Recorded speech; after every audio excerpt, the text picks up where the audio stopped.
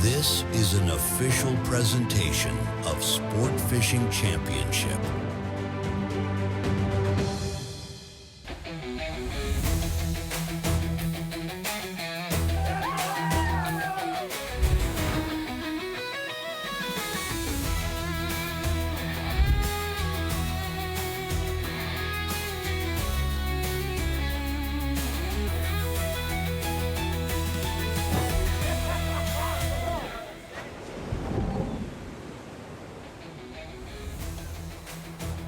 And what was once going to be a 3-day tournament is now a 2-day tournament due to weather conditions out there in Cape Cod. For the Cape Cod Invitational presented by Comparion, today is Championship Saturday. We've got a couple of hours to determine a champion, and things have been hot and heavy on day 2. They were strong on day number 1, 11 total catches. When we were on air, there were 6 billfish caught. They caught 5 as soon as we got off air, and things have really turned up here on day number 2, the final day of competition. Got to loosen up. Things are really starting to get tense here as we start moving our way to that playoff hunt presented by Exotic. Here are the Atlantic Division standings after 3 of 6 tournaments on the schedule. Top 2 teams will qualify for the same grade championship playoffs in October.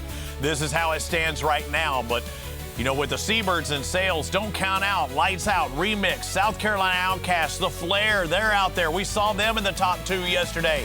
It'll all play out here in the next 2 hours. We will crown a champion, 3,500 points. We'll go to that winner. Also a $100,000 prize for the champion as well. Welcome, everyone, to the show. I'm Robbie Floyd. This is the World Sailfish Champion 3 times over, Peter Miller. Not only that, you've won millions of dollars as well. We put our time in, you know, we put our time in, and it's been exciting. And to sit here with you now is really exciting to be talking about these fish that they're catching up in Cape Cod. This is a very good area to fish. It's always good with the tunas, all kinds of tunas, bluefin, big eyes, yellowfin, and then of course we've got our white marlin, lots of them. We've got the blue marlin, and we've got the swordfish, occasionally spears. It's an exciting spot. Once in a while, sailfish. So we're seeing a lot of that happening. We've got our first doubleheader blue marlin. We can't wait to show you guys. It's going to be an exciting show. Yeah, what an event. We knew we were looking forward to this since we left last year. 126 white marlin caught last year.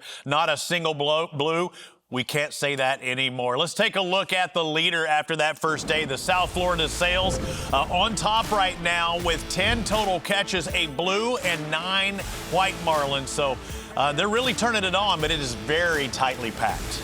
Oh, you know, when you're catching, 2, 3 striped marlin, or striped marlin, we keep talking about Cabo, Robbie. It's getting me wild. When you're catching these white marlin in 2s and 3s, and being able to get a doubleheader blue marlin, and the tunas are all over the place. The guys are catching swords. I mean, this water is alive and well. And with a barometric pressure change that we have coming tonight, this is why the bite is turning on. Yeah, yesterday they started off the tournament with a triple. So that shows you that, things were in their favor. They had a little bit of an advantage. We saw North Carolina Flare with a couple of white marlin, but then when the Sails caught their first blue marlin of the tournament, that really set the tone because we knew there were 450 points out there. Yeah, Lee Albardi, every time we look over at him, he seems to be on a blue marlin. That's his shtick. That's a nice one too. Getting a little cloudy there, but man, that was a really nice fish. Yeah, not a single blue caught last year. With Lee's catch then, we knew that the possibilities were endless. There are the points as they stand. 1,350, 1,200. Look how tightly it's packed. Is brought to you by No Rivals. Again, it is still anybody's game, especially when you have blue marlin in the mix. Yeah, they have a couple hours left to fish. And, last night we went off camera, Robbie. As you know, they caught a bunch of fish when they went off camera, and then they fished at lines out afterwards. One thing we want to talk about, and if you were with us on YouTube, you'll know that 850 points for South Carolina Outcast, that may not be their total. There may be 450 points added to that. A qualified blue marlin catch that has not hit the leaderboard. They're feeding us back that footage. When we got it, we'll show it, and they will jump possibly into second, only 50 points behind. Let's bring in Rudy Tamarchio, who's on site there in Cape Cod. We weren't able to join you this year, Rudy. Always looks good there on the Cape, but man, what a day it is, and we finally get to see it in 5 years, our first double blue. Quite a day, a historic first for sure. Interested to see what that footage is going to look like once we get it. But historic day, and also really shuffles the leaderboard, sets everything ablaze as we do the math to figure out the playoff drawing board here in a second.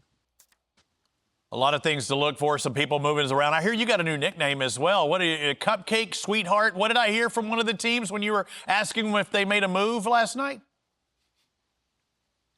So we got to figure that one out, because I don't know if I'm Sweetheart. I think maybe the seahorse on the boat with the New Jersey Seabirds is Sweetheart, because they've had themselves quite a day. Remember, they laid a goose egg yesterday, them and Lights Out Boston. They've made a move overnight. They've found some fish overnight and a couple of good luck charms, apparently, because they are catching a bunch of fish. Congratulations to Trey Burton on his first ever blue marlin. And same thing with the rest of the group. Jay Brower catching another blue as well. They went from 5th and 6th in the standings to number 2. But as of right now, that second place placement is under threat right now with the South Carolina Outcast. Well, Rudy, you know we've got to do the old tradition.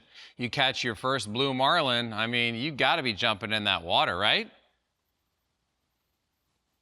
Oh, there are a lot of things we have to keep our eyes on today. Some of it is what's going on right now on the water. And once lines go out, yeah, we got to see when Trey's going to go swimming. I don't know if it's going to happen right at lines out. Don't know if it's going to happen as they get closer to the marina. All I know is with Blaine and Trey Burton on that same boat, I'm afraid of what kind of violence it's going to take to get him in the water if he doesn't go willingly. You know, we saw that doubleheader we talked about, knowing that's a kind of a history maker for the SFC, live TV, double blue marlin. I understand that the first fish was caught and released within about 30 seconds, which is common. It does happen quite a bit, and I can't wait to see it. Have you seen any of the footage? Have you heard the story behind it? I haven't seen it yet. I know they're trying to upload it right now. You know, the beauty of modern technology is that sometimes a live feed, when they come through off the satellites, you know, sometimes it gets delayed. So, or sometimes something happens and the, image freezes. So they're uploading the footage right now for verification purposes, obviously, and for scoring. So once we see it, I'm sure you guys will probably see it before I do. And something also just came into my mind, too, when we're talking about setting history. It seems like Cape Cod is just a place where we like to make history at SFC, because you mentioned this is the first ever simultaneous blue marlin hookup. Last year was a record number of releases with 47 from Lights Out Boston with white marlin. Yeah, they just keep doing it on there. Great stuff out there. Rudy Tamarchio, man on the scene, and we're waiting for that footage to come in and see if we'll have that jump from the South Carolina cast. Thank you, sir. Good job, sweetheart. Well, yeah, thanks, sweetheart. Our new nickname for Rudy Tamarchio there. And, he's not smiling. Yeah, he's not. He's not so happy about that. I'm sure he's a fan. Our tournament details, Petey, it was a 3-day event. Now it's only 2. It'll be determined here in less than 2 hours. Yeah, you see that boundary, 150 miles. They went out at 5 a.m. They couldn't put the lines in on Friday until 10 a.m. And then they were able to sleep out there, catch stores all night.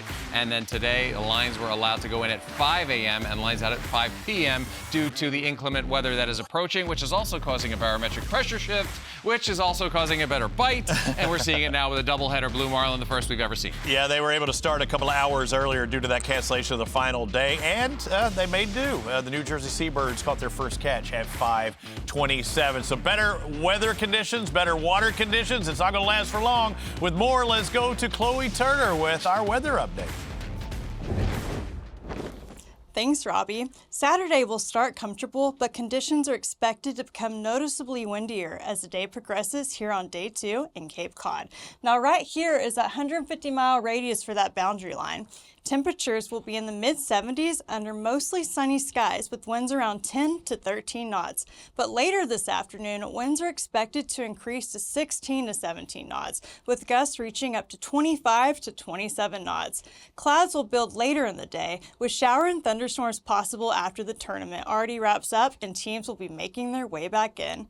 Below the surface, water temperatures range from the low 70s near the shelf to the upper 70s and low 80s farther offshore. Now, several eddies and strong temperature breaks are creating areas where cleaner water is going to be meeting that warmer water, and that's going to really continue to help concentrate bait and help become key fishing zones. Back to you, Robbie and Peter.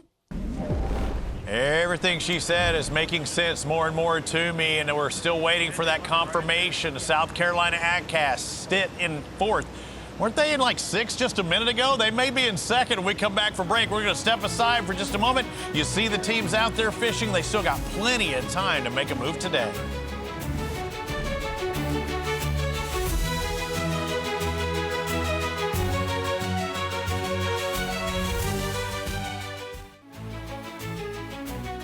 The Cape Cod Invitational is sponsored by Comparion, by Citizen, official timing partner of SFC, by One Water Yacht Group, and by Hook, official jersey and performance apparel partner of SFC.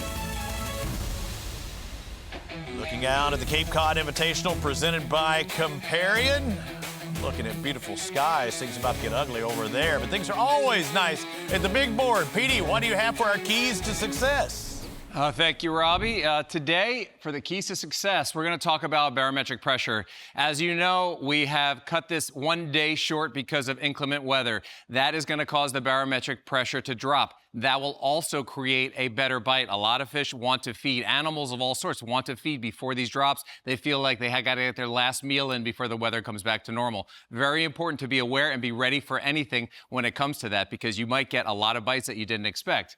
Then stay close to top competitors. If you're in the top 2 or 3, you want to shadow your competitors on the final day, because if you go somewhere way off and you're tied with them and they go way off and they get into the fish, they're going to take it all the way to the hole and you're going to be stuck with nothing. So we always like to shadow the top teams if you're in the top. If you're at the bottom, you got to go out on your own and find your own fish, and you got to hope you get them all by yourself. Lastly, I would say rig up live tuna. If you've got nothing to lose and you've been trolling, you're not getting the bites, you're not getting the good hookups. There are so many tuna out there, the guys can't stay away from them. If you catch a couple of little 10, 15-pound tunas, I would say have the bridles ready, catch them, immediately rig them and drop them out. And I say skirt the entire school and follow that school with your sonar, and I'll bet you get a bite.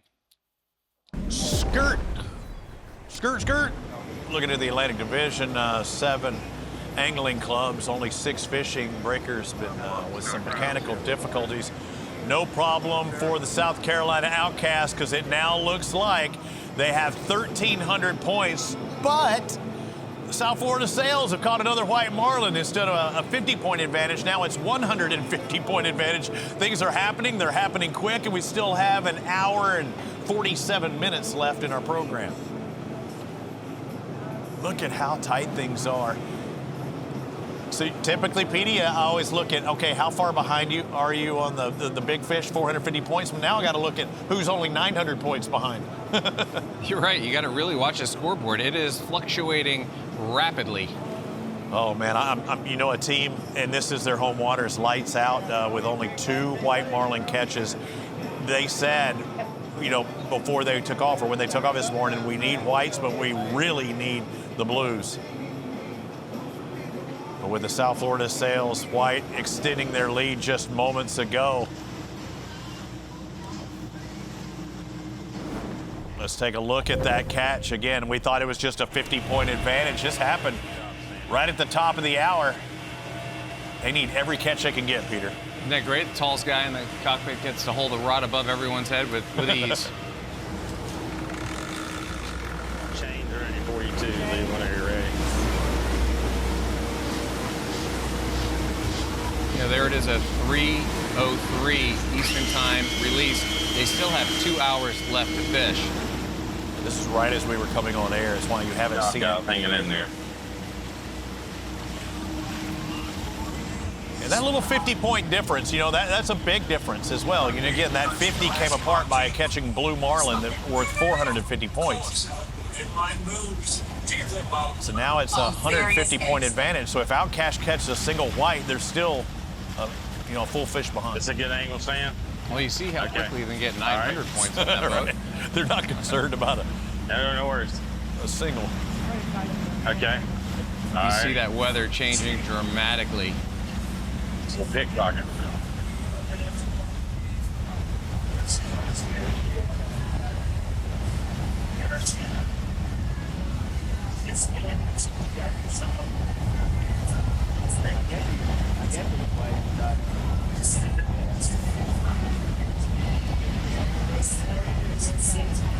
Every fish is point precious, and just because you have it hooked up doesn't mean you get points for that fish. You have It has to be a Belly qualified band's catch. burnt down because I didn't cut it Reel back that off leader to the again, rod so. tip or make contact with that leader with your hand. There he is. You know, some people watching it for the first time. Do you keep them? No, they Stay don't on keep there, them. baby. He's so little, I'm gonna get him. I'm gonna get him. I mean, not if it backs up. If it jumps to us, maybe. You know, when you can reel really fast with the high retrieve setups and back down at the same time while the fish is coming at you, doing those hang times, those Michael Jordan tongue out hang timers. Slide it back. Slide back on and get that leader. Much quicker response. And typically the white's much smaller than the blues. You can have a small Yeah, blue, guys. but I mean, you're talking about a 100-pound fish in general. Or Yeah, the whites typically, you know, 60, 70, 80s, you know. Yeah. Got that video? But under 100, where the blues we've seen already, you know, a couple Okay, I hundred got it. pounds today. I got it. I'll tighten it up. Yeah, I mean, I think, yeah, some of the fish we've seen today are over that 250 mark. Wow, the fish got down and dirty. They got those big pecks, man. They lay out down there, and they use everything they got, and they're not using heavy tackle, so. This is the fish that gave them their last 100 points. This would be their 11th catch of the tournament. About the time we were showing their highlights of day 1 and 2, they would go ahead and catch another one. So this is adding on to those highlights and move them a little bit further ahead in points. They're quite the highlight reel they'll have. South Florida sails this season.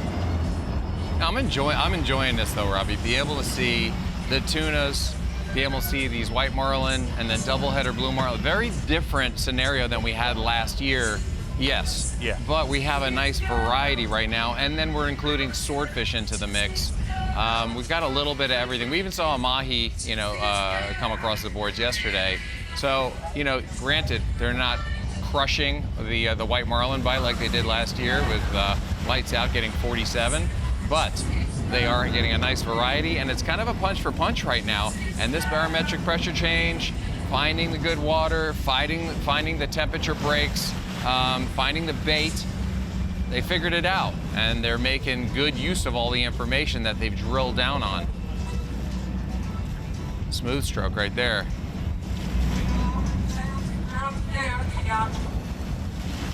He's trucking. In comparison, we always bring up last year in that 47 by Lights Out Boston. In comparison, the total number of billfish caught, 126 last year. Right now, they're sitting at 37 on this second day. So yes, we were seeing triples, we were seeing quads, but today we're seeing more blues. You see that ballyhoo up in the rigger there swinging around? That's the thing they started doing in the Keys way back. He got it. Oh, we needed that. You see his long arms just did it. He raced forward and got the tip through the leader through the tip of the rod. It's a long arm of the law right there. And that wasn't even Ben Simmons' long arm kind of action there. Vegas. And yes, the same Ben Simmons from NBA fame. Job. They started the season with a fifth, Peter. They backed it up with a first, a second, and they're back in first again. I mean, a new team, and Ben's looking back, smiling. He's fishing all around the world, and he's looking at his team on top here in the Atlantic trying to make it to the Zane Grey Championship playoffs, and that's another 100 points on the board for the South Florida Sails.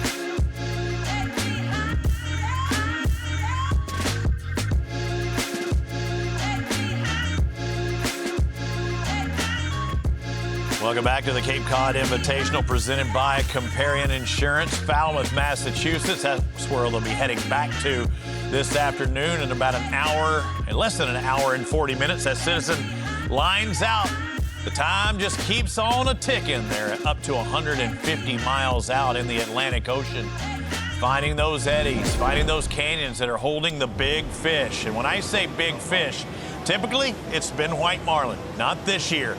Today alone, New Jersey seabirds have caught 2 by that 10 o'clock hour. Let's take a look back at 10:30 this morning. Stephen Birch with their second blue of the day. And remember, they had 0 points yesterday.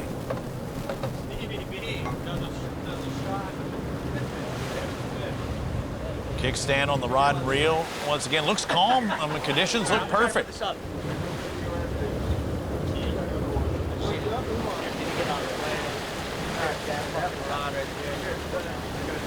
What a comeback. Yeah, from zero to hero. To white, to blue, to blue. And knowing that that's 450 points right there. After they already caught one this morning. That's picturesque. First team to catch anything at the 5 o'clock hour this morning.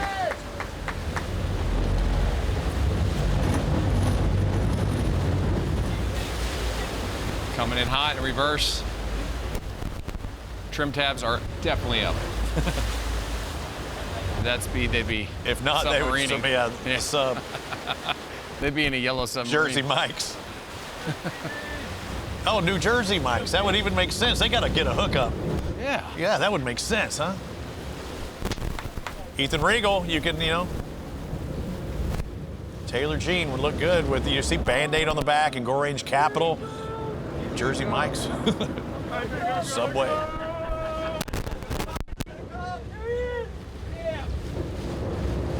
That fish is really staying up, huh?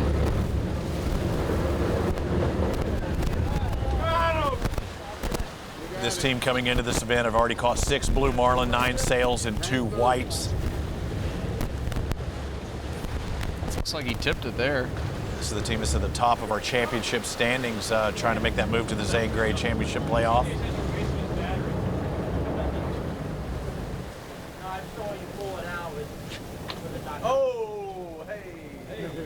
Peter, also giving back this team there. You remember their PGA Hope, helping out Patriots Everywhere program. The $2 for every single tournament ranking point scored. Provide free life-changing golf therapy to military veterans. We saw them doing that at the Carrier Cup, so giving back to the community as well.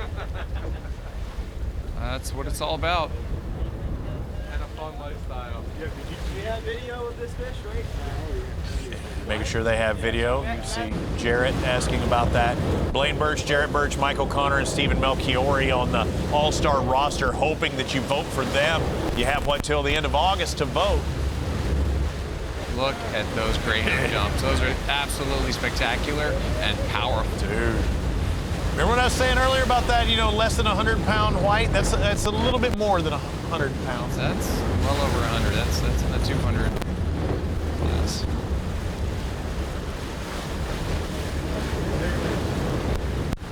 Now imagine a Blaine Birch out there jumping in the water. It's one of those. Captain made hey, how about the adjustments? As you said, going from nothing yesterday to today. Got the leader right there, 450.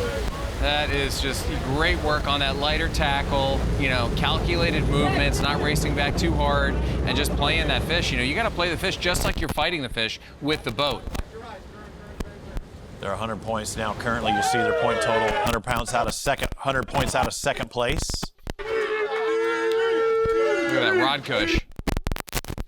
Not even a harness, no nothing. Uh-oh, lights out Boston, catch alert, last year's winner. Oh, they're tight. They are tight. That looks like Rocher. Ray. You want to bring me over? I'm on the backing.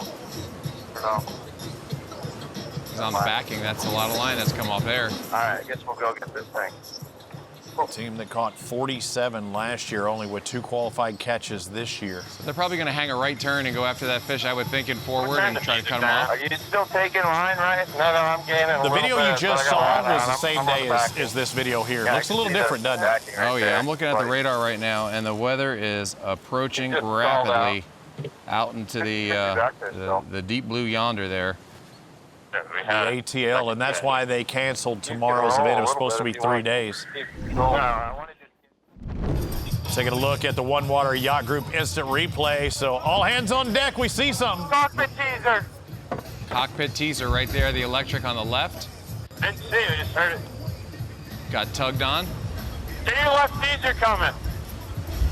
Left squid chain's going to be coming in. They also have the dredge out, and now they're dropping baits over. But Ray's already tight. Another fish. 2 fish. Was that 2? It hurt. They said there was 2 fish, so maybe they had 2 come up, and he's got this one. We saw already.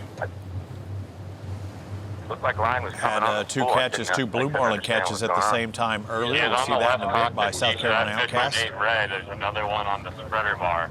Yeah, whole So thing then underwater. two Like, fish I couldn't. at the Wasn't boat. coming in, I guess. I Ray thought connected. the line was going on the spool. This is the team who started off the season with a victory in Key West. Have backed it up with 2 fourth-place finishes. You get points on how you finish So at you got each the stop. mark here? Currently sit 3rd in championship standings. Coming up. Fish is coming up. He feels that shake. Scoping up. Sliding back, not too fast, and there it is. And we got a white marlin. It ain't long, but it's skinny. That'll 200 will change to 3 if they can get it a qualified catch. Gets them a little closer to the remix.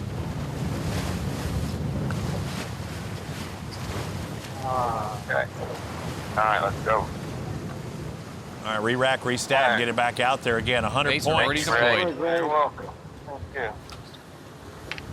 Well, Lights that up. means they obviously they marked some fish. You know, they had 2 up. One piece out of my hand for me.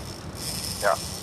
Lights out, we're only 200 points behind the South Florida Sails, but with the South Florida Sails in the lead right now, the difference in points between first and second each event is 500, so they are losing ground. They need to turn it up. Even get by remix, catch up to the flare. The Blues are out there. You just got to find them and then catch them. I'm Captain JC of the East Coast Remix, and you're watching Sport Fishing Championship live on ESPN. Discover heart-racing adventures, breathtaking views, and one-of-a-kind experiences that can only be found through the SFC Experience on Guidesley and Guidesley Pro. Go to sfcexperiences.com to find your next outdoor adventure or experience. I say adventure, I say experience. It's an experiential adventure. That's what we're trying to get at right here. You've got everything right there. Guidesley does it all. I actually went on Guidesley this last week trying to hook up a friend of mine who's going to Puerto Rico. I know you can do it. In Cape Cod, you could find a guy that you went out with last year, right, on the Castafari. I mean, I know Damon Sacco, he just line it up. You went out on these waters just last year. Yeah, we had a great trip. You know, I went with Damon. We were looking for bluefin tuna. And we originally talked about the white marlin bite, but we went for bluefin tuna and wound up getting into them pretty solidly. We were flying bluefish about this big off the kite with helium balloons. And to be able to see a 900-pounder, a 600-pounder come up and eat these baits was just incredible. And the battles, you know, some of them were 30 minutes and some of them were 2 hours. So it's an incredible fishery, Robbie. Something I think everyone needs to experience. And people really aren't aware of some of these spots. Like you go to New Jersey, off the coast there, incredible. This Cape Cod, though, is second to none. And when you get back onto land, the great food, the lobster sandwiches, you know, driving along the coast there, along the sand, just very few people around and little wood-paneled houses. It feels like you're in a movie scene. We got to experience it a couple of years ago on the Oak Bluffs Bluewater Classic. Damon Sacco was there. We were at McDougall's Marine, and they have everything you need at that facility, and it's just right across the waterway from Martha's Vineyard. Hi, I'm Tim Cohan from McDougall's, Regional Vice President of Operations. So we're a 100-slip full-service marina here in Falmouth. Full service, you know, everything from engine work to canvas and everything in between. Got a great staff, awesome team here at McDougall's of full-service technicians, and can handle just about anything that these boats throw at us. McDougall's has been here since 1938. So some great history here at the facility, and it's been around for a bit.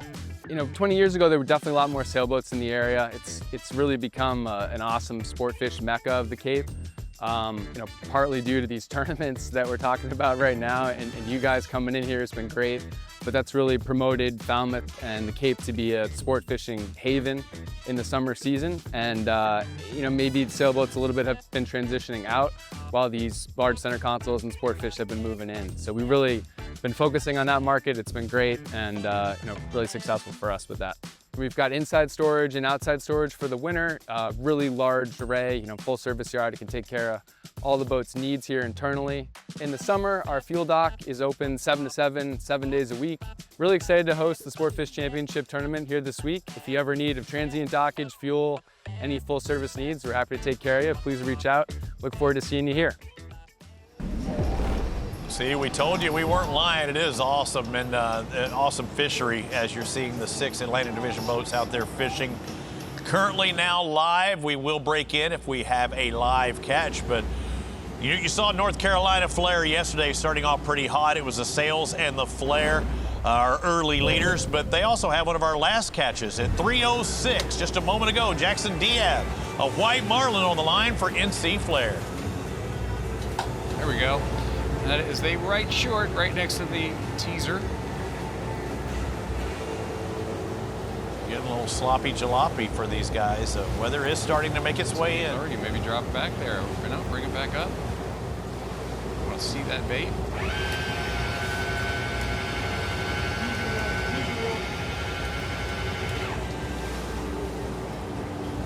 You know, when you bring the bait in and you want to match it close to the teaser, you know, a lot of times you got to reel fast and be ready to drop back instantly. You know how that goes.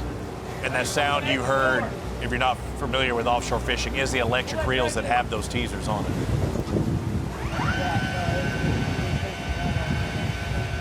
They have the electric reel on the dredge, and they also have the electric reels up top, which you don't hear. Oh, looks like you just dropped there. Left corner just dropped. About to lock it up. There come those teasers Got right him. there. He's tight. You got him. He's hooked up. Nice job. It just goes to show you that these fish move around a lot. You know, you'd never want to handcuff yourself with, you know, one setup, and that's why it's good to have a lot of hands on deck. You know, honestly, in a perfect world, you could have 8 people in the pit. 2 mates working the dredges, you know, 6 anglers. I mean, that would be an ultimate. North Carolina Flare have, looks like 9 on board, led by Captain Brian Dressler.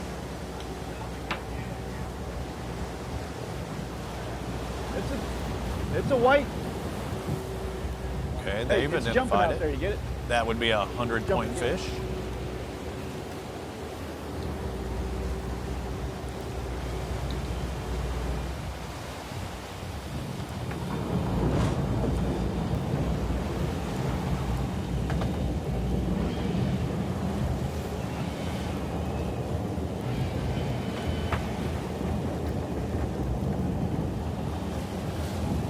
Again, these are possible points until they can make contact with that leader.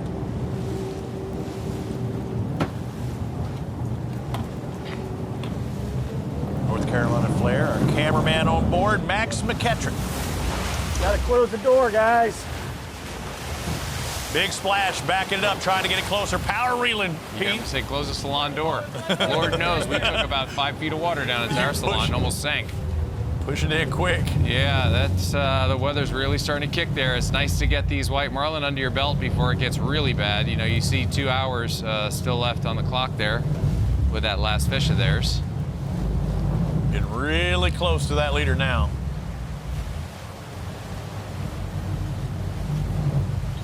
North Carolina Flare. There you go. Yep, that's 100 points on the board. Popping them. That's what they're doing. Nice job, buddy. Good job. Good job.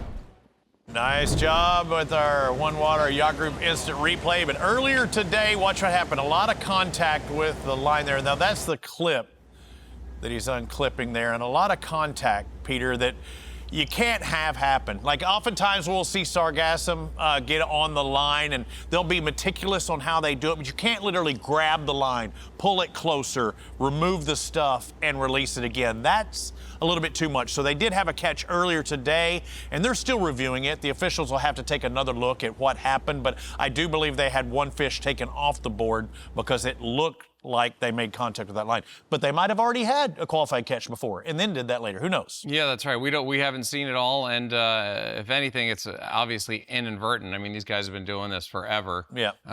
So well, you say that. Like, there's different people also. There's tournament anglers, and then there's like the commercial guys that are just, their mind's just constantly thinking about what do I got to do to get this fish to the boat for the people that are chartering those boats, you know? So at times your mind slips out of tournament mode if you don't tournament fish a lot too. But again, the possibilities, we don't know, but evidently as of now it looks like that was a DQ for that particular white marlin, so they would lose 100 points. So They're out there fishing. The Citizens line's out. 1 hour and 20 minutes to go. Your leaders, South Florida Sails, have a 150-point advantage.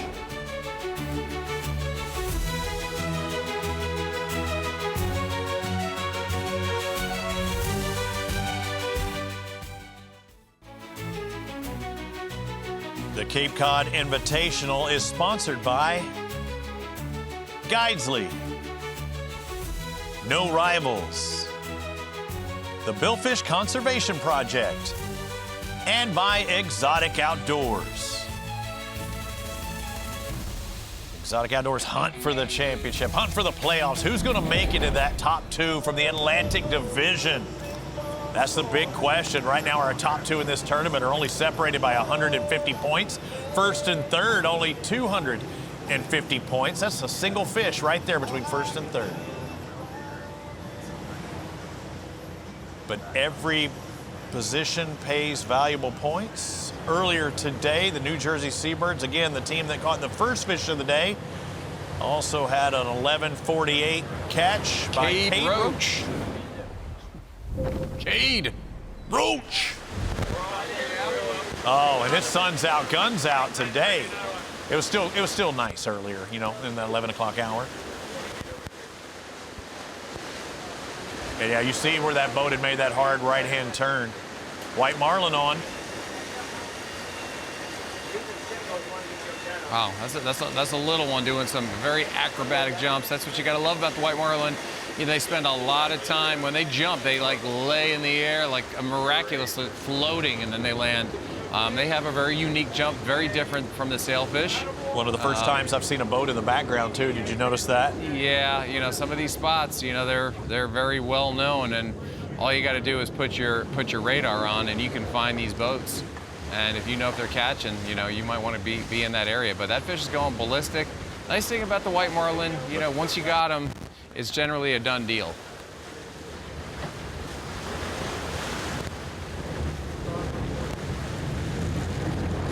Things really turned on here on day 2 after only 11 catches on that first day. Look at that, just flying in reverse. 27. Closing that gap with that big gear ratio. You see that reel there with the big gears in there to be able to pick up that line as quickly as possible. Allows the captain to go back at a high speed, close the gap before the fish sinks down. The fish is obviously staying on the surface. It's very, very, very comfortable up there with very little pressure at this moment.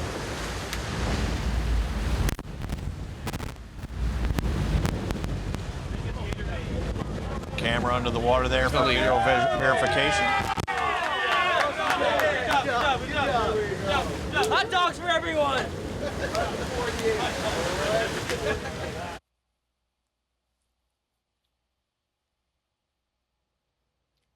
Is that good or bad? It reminds me of a skit from in Living Color, and she says, "Uh-oh, hot dog." Look it up. Hot dogs for everyone? It's worth it. Do they say that? I don't know. They got it right there. I don't know. Maybe the next sponsor we had submarine. Hot diggity dog, right? Normally you see ballyhoo back there. It's rare you see tubed meats. Very rare. Very rare. Unless you're catfishing, you know? Citizens lines out. What's your biggest catfish, Robbie? An hour. What's that? What's your biggest catfish? Ooh, 25, 30 pounds. Nice. You ever catch a double-fisted mudfish? Well, that's what I call a catfish, Okay. but I double-fisted it. It was big. It was, put both hands in its mouth. Wow.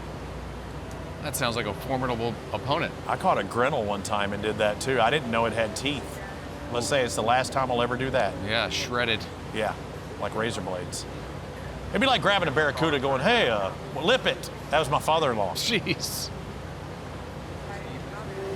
Look at these angling clubs. Just trying to move every spot, you know, is more points. And you see lights out. They're in much rougher water than you see the Seabirds and Remix and Outcast. But lights out is bobbing around pretty good. Remix had a good day, start to the day, 807, 808, 838. They went back to back to back. And then later on in the afternoon at 1:54, Carson Rogers hooked up.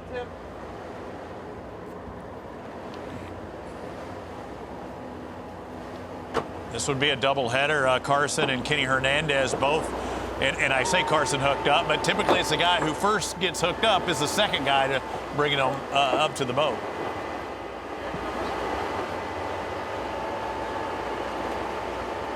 It's like a fishing tutorial here, Peter.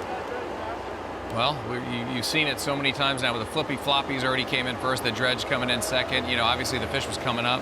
They had to get things out of the way. There's times it bites the long and you know, that's, you're okay, you can leave everything out. But if they bite the short or they're coming in on the short, you're gonna bring everything close up to the boat. But it looks like that flippy floppy was in well ahead of that fish that's on. And I think that was the case. KH was hooked up there on the right side of your screen. Kenny Hernandez. Yeah, he's the last one to release it, but he was probably the first one to catch it. Happens so often. Squid chain gang.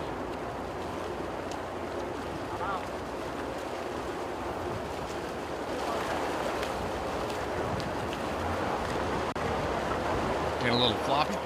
Yeah, I noticed that. I mean, noticed all the time. You were seeing the highlighted, like which team this is with Remix and their 700 points, but also their sponsors on the lower right too, giving them some love at the same time. It is nice. It's a nice touch. A lot of pop. You know, with the partners in any kind of sport, in the fishing world especially, you want to give them as much love as you can because they want to reap the benefits of the big effort that these teams put in, because they really put them in. I think if some of these partners knew how much that these partners spend to promote those products, they would be shocked. Because this is an expensive hobby, but hey, if you can do it, go for it. And it's not a hobby for some, it's a profession, you know, right? It's a hobby, it's a profession, yeah, it's a passion.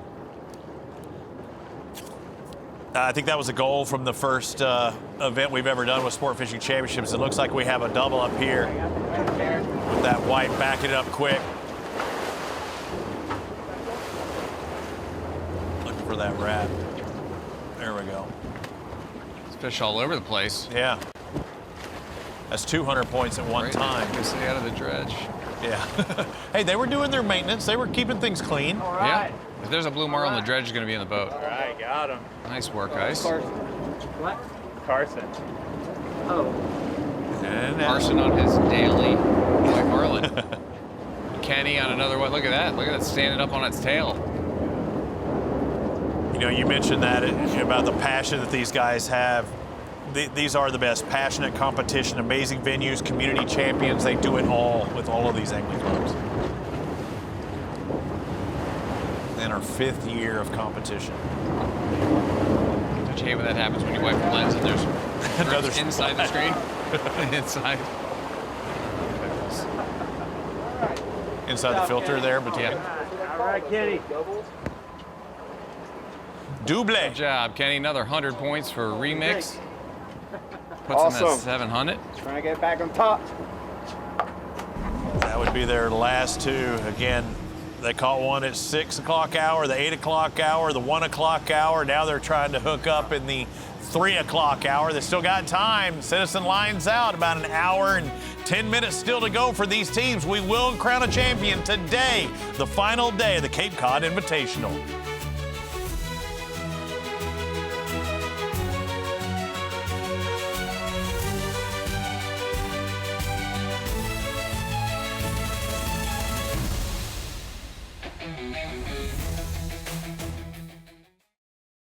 I'm Trent Bonifay from the South Carolina Outcasts, and you're watching Sport Fishing Championship live on ESPN.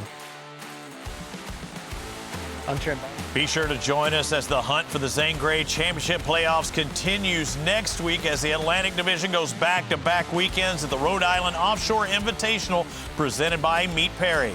Coverage begins Friday at 2 Eastern on SFC's YouTube channel and then on 3 p.m. on ESPN+. So you can join us right here.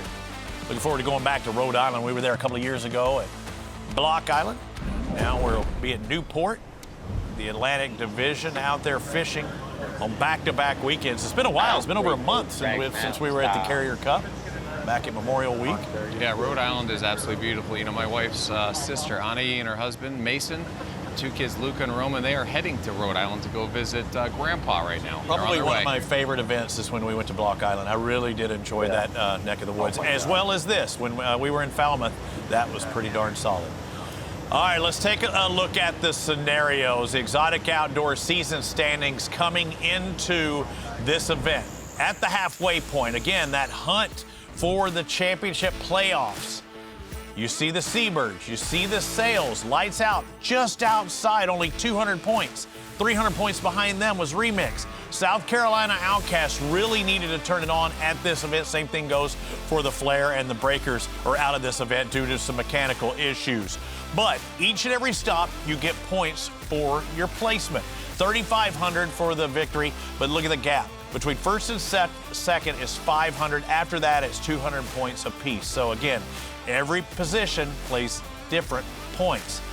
Where would they stand if this event ended right now? Again, we saw the Seabirds and South Florida Sails 1 and 2. They would flip-flop, but look behind now. 10,900 for Lights Out. Remix. Outcast are doing everything they need to. If they move up one more spot, they are really going to jump up. This is very big for them, but you got to get into second if you're going to move on to the Zane Grey, Peter. Crisscross will make you jump up. Because again, 200 points difference between third, fourth, fifth, or whatever. Outcast could jump up another 300. And every event counts. When you have 2 more left, I would much rather look at a, say, 300 to 800 point differential than a 1,300 point differential. Robbie, you can get a good look at a T-bone steak. Why don't you just ask the butcher, he'll show you the steak instead of, well, Tommy Boy in it, okay? Okay. So, we get back to this 6-box here, and we've seen the weather just change dramatically from sunny, clear, and calm to windy, very windy, and gray and rainy, and there's some real strong storms coming. There's a lot of lightning, and exactly why tomorrow is canceled. So, as I look at this, I think, okay, well, I'm hoping everyone has a good, safe ride in, and, get home safely and maybe leave a little earlier than you need to if you need to get it by a certain time. We know lines are out at 5 p.m. Eastern, so we've got that down. We know that much. Looking at the Outcast out on the water right now, you see them sitting in second place, 150 points out. That is 2 white marlin. If they catch a blue marlin, of course they jump. Lights Out. Again, where does a blue marlin put them? That would be 450. That would give them 750. They would jump ahead of the Remix. Every position is points. You have to really do what you can. And yeah, the victory, out of question. What do I need to do to beat the next guy? Robbie, it's not like they're not trying. Everyone's giving it everything they've got. I mean, they're wishing these fish up. They're changing their baits. They're presenting everything perfectly. They're holding the rods ready for the bite, not like they're going to jump up and drop back. Everyone is ready. Everyone's watching. So they're doing everything they can. They just need a little bit of luck to have the fish of the right species, the right kind of billfish, which is the blue marlin, to come up into the spread. And hopefully it's that fun size, that 100-pounder, that 125-pounder. Make quick work of it and maybe get a couple whites in between. Look, we've seen the Outcast. They caught a doubleheader blue marlin. First time it's ever happened, so I'm not saying that's going to happen, but it could. Yeah. This is right before, this front. This front is already, the pressure's dropped. It's going to drop dramatically in the evening, and, they're right in the middle of it. We've seen the bite get pretty good. Right now we have 38 billfish. We've got 32 whites and 6 blue marlin. So it is a pretty good catch going on, and we've seen some spectacular stuff in this calm water, watching those blue marlin jump away. Speaking about hooked up to fish like the pros, you got to look like the pros. Hook, the official jersey and performance apparel partner of SFC. Guys looking good out there. Wearing that protection, you see, even on days like this where it's overcast, got to keep that hoodie on, keep the sun off of you, keep you focused. And Peter, I mentioned how a single blue might bump them up into 5th. 2 blues could bump them up into 3rd. You got to think about the possibilities as long as there's time on the clock. I'm really shocked. Out of all the things I've seen, I was shocked yesterday that Lights Out and Seabirds were sitting with basically nothing. Seabirds turned it around on day 2. But to have Lights Out at their home event with only 3 white marlin after catching 47 last year blows my mind. It's a different year. We talk about it, Robbie, ad nauseum at times. With Remix being a Miami kite fishing, they've got to win. They have to. But listen, there's a lot of fish swimming around in different areas. You know, it's an expansive playing field, as we know. It's not 100 yards. It's 100 miles, you know, so sometimes you're driving right over top of the fish. The captain say, like, oh, you know, the mates and crew will say, oh, he drove right over him all day long. He drove right over. You know, that's what you want to know and hear. And sometimes you're just not raising them up, or sometimes you're not finding the right one. And other times, like we see the Outcast drives over 2 blues, they both come up and they both eat, and one's caught in 30 seconds. I mean, that is the ultimate, as you would say, the penultimate. It's ironic that, you know, today they're doing the Open Championship in England, you know, for the golf championship of the world. It's different than golf. It's similar and it's different. It's like, okay, yeah, the hole's right there. In offshore fishing, that hole's moving. You know, there's your target, but it's moving the whole time. It's not just right there. It's constantly moving. You're moving, it's moving. It's not like that. That's right. You better be good with your putting, you know, when you're not landing close to the hole. When you get on the green, you're like, oh, I'm on the green, but I just 3-putted it. So, you know, this is a game where, you know, it's kind of a gamble. You know, you make calculated moves. You use everything you've got at your disposal, all the information you can do, and all the electronics you can possibly use to find everything, to get in the right area, and then you got to try to make it happen. I don't see these guys getting any tunas. I don't see the tuna birds. Maybe they're staying away from those tunas. Maybe they're working their way in because they're so far out, right? Yeah. So there's a whole host of things that are taking place right now, and I hope someone can catch one of these fish right now. Again, this is the final day of competition for this event. We will crown a champion. They'll take home $100,000 and with it, 3,500 championship points.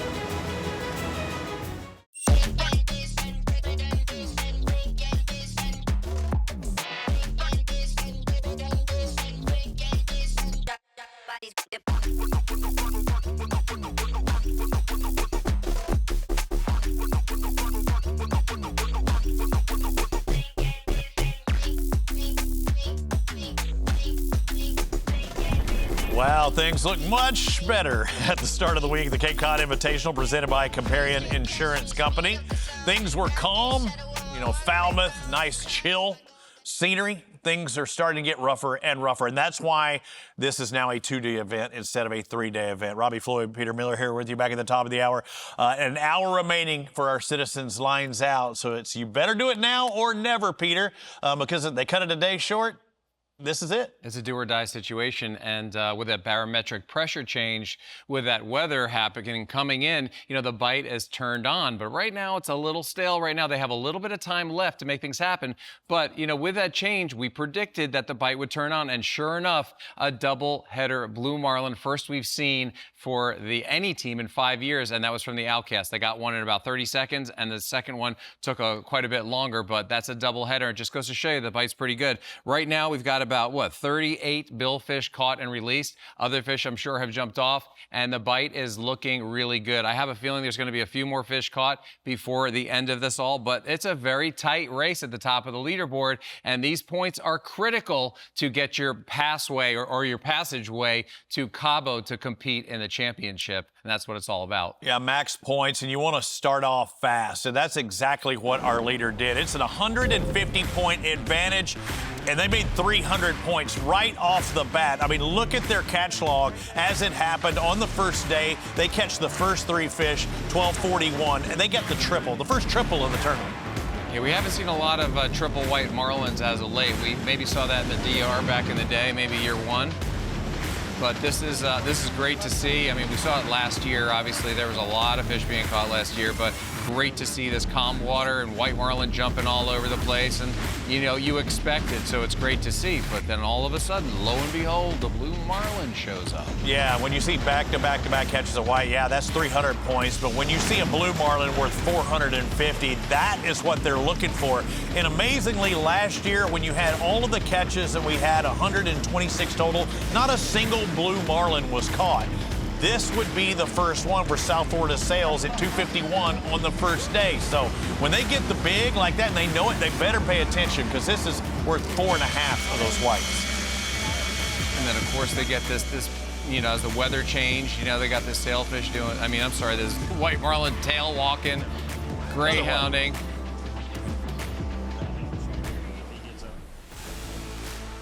No rivals, a league of your own, the leaderboard. Look at this with the sails, 150-point advantage. That is 2 white marlin. And again, the tiebreaker is who catches the fish first. But with 150, we should not have a tie unless somebody catches a blue, and that gives you that little oddball number of 450. The crazy thing is, you look at those numbers, you realize that we've got a double-header blue marlin. We've got triple-header white marlin. So, I mean, you look at those points, anything can happen in this last bit of time that we have here, about, what, an hour left fishing. Yeah, 57 minutes. Yeah, things are happening. They're happening faster. They can happen fast. The official timekeeper of Sport Fishing Championship, Citizen, will be counting down the hours, the minutes of every competition this season, all the way to the final seconds of the Zane Grade Championship playoff. Peter, I didn't wear my Citizen yesterday on set, and I can tell you I felt naked. I mean, it's the truth. Yeah, it's once the you truth. It's start like my wearing wedding. watch again, you know, once we had our cell phones, right? We used that for everything. We stopped wearing watches. Yeah. And I went back to watches back about 10 years ago, and I don't know what to do with myself. Yeah. I don't want to take the phone out of my pocket to look at the time. I don't want to have to grab my phone to look. In the middle of the night, I'm sleeping, I can look at my watch. It's all illuminated. Oh, you wear it when you sleep? Oh yeah. I keep it right. I never take it off. Earlier today, Team Lights Out, again, the team that was the defending champ last year. They took the title with 47 white marlin, but earlier today they were hooked up this time. She's got a bell. Jackie Hayes.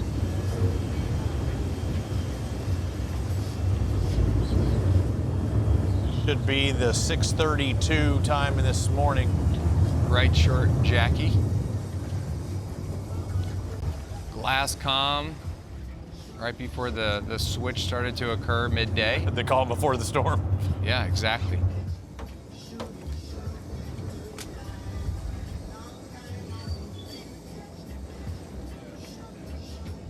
Great way to start the morning.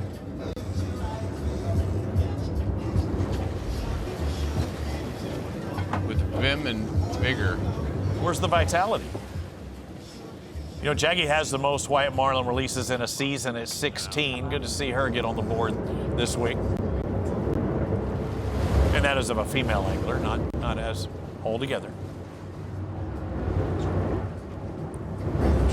She's very dedicated. When I fished with them over at Cabo and she sat in the right corner. Yeah.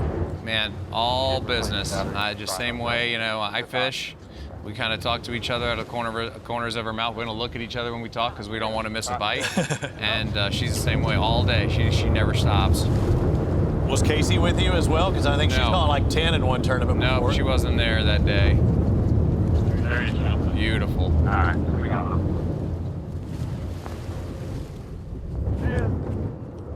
It's 100 points, jumping around like a maniac. And there's the leader. That's already at the tip. And done deal. Able to do something that I still have yet to do, my only billfish, and I go ahead and let the cat out of the bag. My only billfish was catching a sailfish with you. I'm going to try and hopefully change that this year. Move on to the whites, move on to the blues, maybe some stripes in the middle. I think your next one's going to be a stripe marlin. Good job. Way to go, Jackie. Lights out. Again, that was early this morning. They could put the lines in the water earlier than yesterday. You know, last night, Robbie, I was, you know, sitting there getting some texts from some of the teams and just saying, hey, you know, look out for this. We had fun with this. And, you know, our cameraman even got a chance to jump in on the action last night, believe it or not. Justin Hodge. That's not fair. A pal of mine. Look at him. This is a shot of him right now. Very uncommon to see this. And you know what that fish is right there? What? A swordfish. Yes. The old broadbill.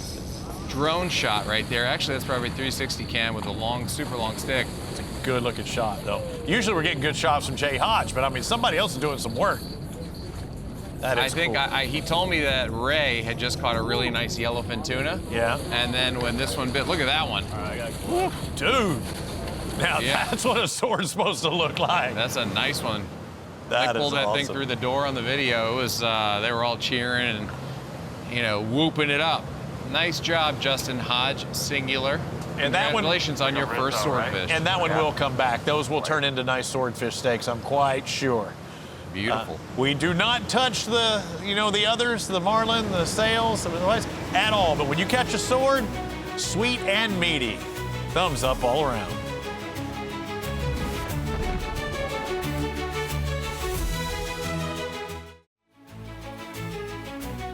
The Cape Cod Invitational is sponsored by the Coast Guard Foundation, Cross Chartering Yacht Transport, official transport partner of SFC, by Band-Aid, and by the Nature Conservancy, conserving the land and waters in which all life depends. Welcome back, as these boats will be heading back to McDougall's in Falmouth, Massachusetts, just across the waterway from Martha's Vineyard. That was the lights out right there, the quiet before the storm, sitting at the dock getting ready to go out, you know, on the first day. Yeah, little did we know the defending champ would be sitting in 6th place on this second and final day with less than an hour left in fishing. But the team that had no fish on day 1 started off with a flurry here on day 2. The New Jersey Seabirds really got into them this morning at 7:26, because whites are one thing, but when you get a blue, it's another. And Trey Burton from the NFL, the Philly special, has something really special on the line.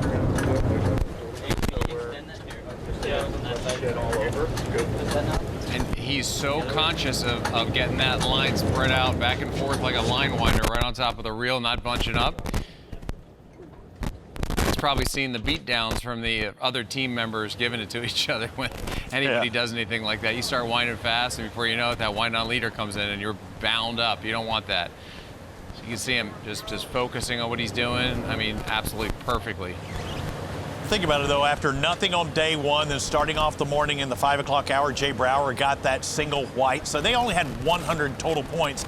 And then Trey, who's never, ever caught a blue marlin, the responsibility on his shoulders right now to get 450 points, that's pretty huge. I don't know if I'm trying to make it to the Zane Grey, I would put a first-timer in that chair. Would you?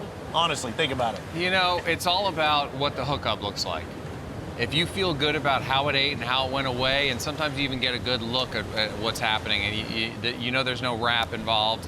A lot of times, I mean, for a fish to come off, there it is, Robbie. I hate to talk during these spectacular jumps. Let's enjoy it.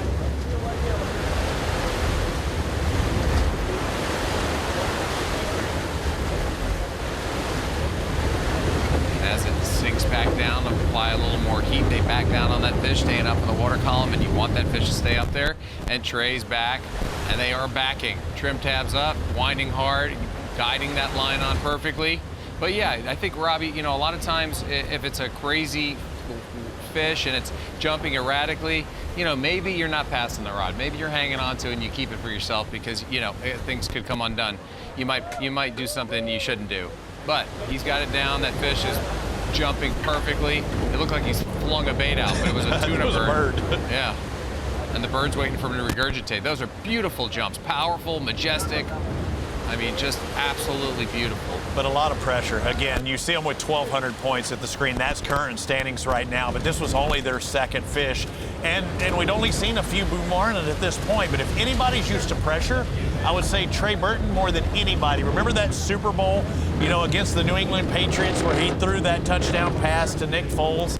One of the best special plays, the Philly special, that you will ever see. I'm a Cowboys fan, and I respect what they did there. That was a ton of pressure. Respect. Booyakasha. Respect. That's my Ali G. I don't know if you Yeah, it was very good. Coming back, you know, Jay Brower sent me a text last night. He said, you know, he said the captain's a little upset on the Jersey. He says he's really frustrated. When he gets mad, he said fish will start to appear. And he said, just give us a minute. We got faith in the program. It's going to happen. And sure enough, lo and behold, look what we're watching.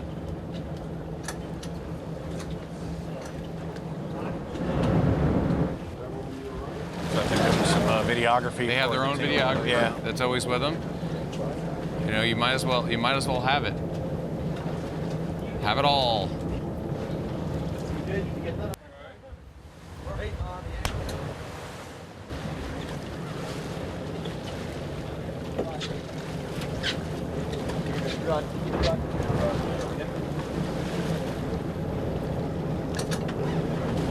Captain Blaine Birch putting them on these fish, the 31-year-old out of New Jersey. They're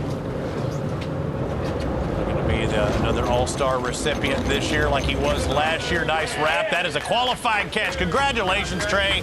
What comes with your first blue marlin? What are you supposed to do? Robbie, you know, that's a nice one, too. That's no slouch right there. And you know what was really impressive? When they got on that leader and the speed that he took that line up, that was process. Cap, got to give some love. And they had a lucky item on board they caught the night before.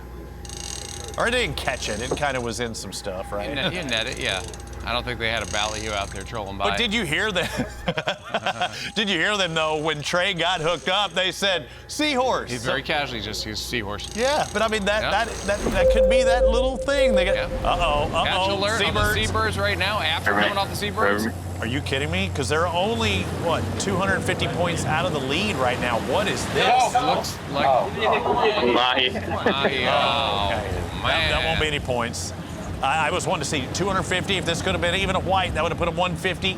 Every catch right now, point precious, 42 minutes and change. You know what's good about this, Robbie? When you got a mahi on and you got things going on around your boat, you know what it is. You know, when you're catching and you keep redeploying baits, you have a tendency to get more bites. Yeah.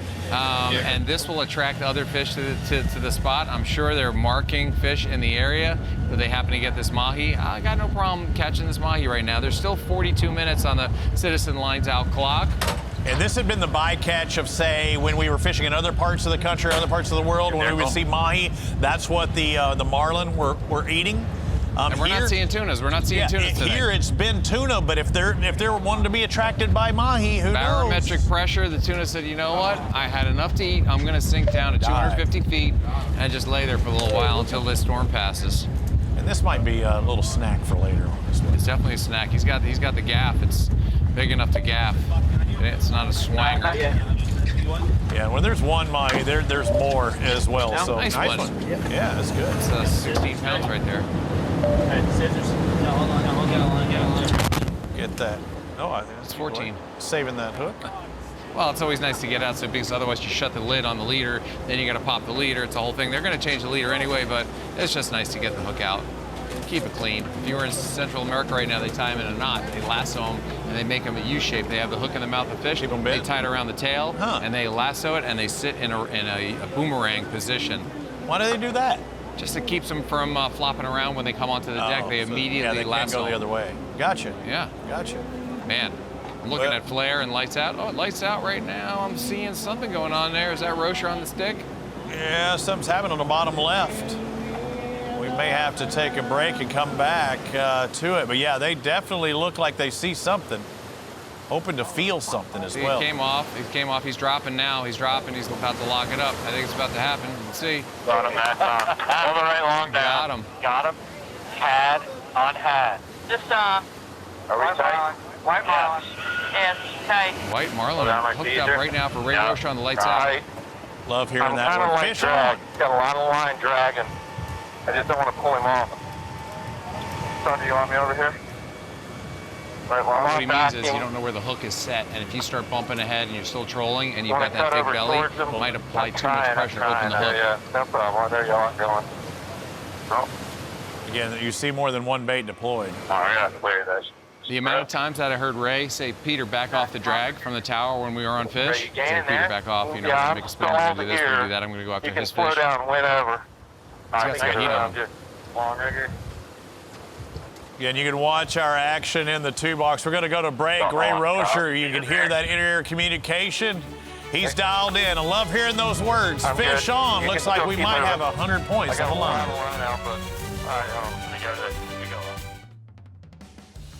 My name is Jennifer Johnson, and I'm the general manager here at Bosun's Marine. Bosun's Marine has been around since the 80s, and a lot of people don't know this, but it actually started as a part dealership that the founder really focused on relationships and people first and really grew it to what it is today. So now we are the premier dealership here in the Northeast, and we carry brands like Tiara, Pursuit, Edgewater, Sportsman, WorldCat, and Riviera. We make it really easy for our customer. Not only here at Bosun's do we offer everything from service to parts to finance, but on the marina side, we also offer the ability to get slips when everybody else is sold out We store, we service, we winterize and do all of those kind of needs for them on site so they don't have to worry about hauling their boat to us. So we just really try to make it easy with East Falmouth and Mashpee Neck Marina. Yes, the Cape Cod dealership really kind of focuses on the southern part of Massachusetts. We have a Peabody store that handles the rest of Massachusetts. We have another Bosun's location in Maryland. But again, part of the larger ownership of One Water Marine allows us access to service, to sell, to get inventory nationwide, which is a real bonus for our customers. You know, if they go to Florida, wherever they may be, they know that they have a dealership close by that will take care of them. A partnership with SFC is great for us because it allows the Bosun's name to get out there nationally and help customers understand what the offerings are here on the Cape, so that when they do come to visit us, they know that it's not just a small local dealership, but it's also a dealership that provides that service and experience and really has the national outreach. So yeah, if you're here on Cape Cod, please come in and see us at Bosun's Marine, and we're excited to get you on the water and building the special memories with your families for a lifetime to come. We hope to see you soon. The Zane Grey Championship playoffs will return to Cabo, and there's no better place to host it than at Corazon Cabo Resort and Spa. Located in the heart of Cabo San Lucas, Corazon Cabo offers incredible views, luxury accommodations, and direct access to one of the best sports fishing destinations in the world. Travel packages begin rolling out this July. Start planning now and join us for an unforgettable championship experience in Cabo. I'm looking forward to laying out on the deck. I'm bringing my wife, and I'm ready for a good time, and I might go fishing and find those striped marlin you were talking about. Robbie, if you want to learn how to catch billfish and catch a lot of them, this is the spot for you. And not only do they have the striped marlin and hordes of them, but you've got an incredible spot there, right there nestled in that corner. They keep building it bigger and better. And the reason they did it is because they love fishing. The father loved fishing, and now Chris Erickson, he runs it now, and he's got a staff that he praises constantly, and he's a fisherman as well. Lots of passion, lots of graciousness, and it's absolutely off the hook because the fish are on the hook all the time. We caught 284 billfish in 3 days, and then we went back and caught another, I think, 100 when we came back. That's impressive. Lights out, looking good with what we believe to be a white marlin. Haven't seen it jump, but they called it. They called it right when they got it. It was jumping away. There we go. Now we see it. Little greyhounds next to the boat. Little guy. Every point counts, because again, this 100 points can put them to 400, so maybe a blue gets them by the remix, which moved them up another 200 points in the season standings. Should be good now. Yeah, Ray's got a couple, Jackie's got one. Who else we got on there that's catching? Tucker. Yeah, we don't see Tucker Carmichael with the opportunity too often. Hell of a mate, though. Oh, yeah. He's swift. He's smart. Slow when I get to this weed because the line may be going somewhere else. We'll remind everybody to vote for the No Rivals All-Star Week. It's going to be, what, 9 days after we're in Cabo? I got a little bit of it. Ray's doing a little waggle to get some of that weed off, using the gaff to pry it off. Line's going straight. Almost right. So that's going to jump into the clumpo on it. We haven't seen much sarcasm, but we're seeing a little bit more right there. Yeah, that wind starts to huff and puff. You know, it's gonna blow it in there. You know, it's gonna congregate. Yeah, I think I can wind right through it and get to the leader. I mean, it's out there. That's the move right there. Winding through, we talk about that too. No reason to dislodge the hook by shaking things or possibly touching the line. The move is, you know, try to wind through it and run right through the tip, especially when it's close like that. Right here, shaking his head. Means he's going to jump up. If he's shaking his head, usually underwater, he'll usually pop his bill out and it'll slide back on him. And that's why he's power reeling too as well, trying to make up that ground, making up the ground. There it is. Leader's on the reel. Clumpo, leader on the reel. That's deep in there. And then it blazed off. Perfect. They got the 100 points right there. Yeah, they didn't have to make contact. They ran the leader all the way up to the rod tip. And then some. Coming in with it. I mean, that's 7 feet of leader through the rod onto the reel at that point. Right. Nice job, Ray. Good job, Ray. Lights out. Nice work, team. For rare rope share. Tasty. Bait's already out. Yeah, we don't have time. We don't have time to hug and kiss right now. Might not have time for that. Again, that 300 will now move up as soon as it's identified by Courtney Lacion, our IGFTO. Yep, there they go. That's 400 now. Gets a little bit closer. One blue marlin will put them beyond the remix. Ray Von Broscher with 33 minutes left on the Citizen lines out clock. Look at the points. What one blue marlin will do for all of our teams there. 6 would go to 5th. A 4th would jump all the way, past into 2nd? I mean, there's a lot of movement that can happen with a single blue marlin, and we've had 2 blue marlin on at one time, something we have never seen before on Sport Fishing Championship. It happened earlier today. I'm starting to feel, Robbie, it's starting to feel like this front had a really hot bite as it approached, and now that it's settled in on them, it seems like the bite has kind of slowed down dramatically. I mean, they're picking away, but the conditions have definitely changed, and the pressure's changed, and let's see. I mean, I'm looking at the Outcast right now. He's at the back, but it looks like he's just taking the bait in. Looks like he's just getting the weed off it. He wants to put it back up in the rigger there. And you know what I just realized, Robbie? What's that? Remember earlier we saw a potential line touch, and and I said, oh, it's in a clip. Yeah. I couldn't really tell what it was. It could have been the rigger clip, but it also could have been the dredge lines, because it has 2 lines coming off a pulley. I'm not sure which one it was, and I'm hoping it counts for them. Yeah. South Carolina Outcast. Wait, Austin Dillon's team. Is he hooked up? Is he on? Yeah, it looks like he's on.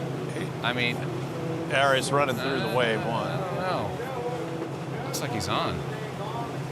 Again, you're watching live as we are. Austin Dillon, one of the team owners. The South Carolina Outcast Angling Club. Yes, that Austin Dillon of NASCAR fame. Scotty Scheffler, a rider hanging around the top 10 over the Texas Lone Stars. We see Trey Burton on the New Jersey Seabirds today with his first blue marlin. Speaking of blue marlin, South Carolina Outcast, this team, they're still looking for their next, but what about their last? At 2:32, they get hooked up on what would be a 450-point fish. This is what we've been looking for. And this is coming from their iPhone earlier, because we had a transmission break up, and we saw something special here, Peter. Bait get in position right there. Oh! Oh my God! Love that. Oh my Lanta! Great googly moogly. And it came off. It ate, and then it came off, and it's back there now. He's trying to keep that tip as high as possible, keep that bait on the surface, and then he bites to the left long. Swiper, another one on the right teaser. There's the second one showing up.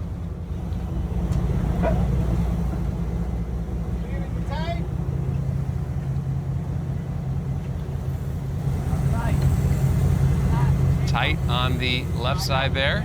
Fish is coming right at the boat. And they saw it too, so you know it's high pucker factor. Double header, blue marlin on right now via cell phone due to a transmission failure. We haven't had this happen in 5 years. I would think all hell fish is laying there. They're racing back full speed to get the leader.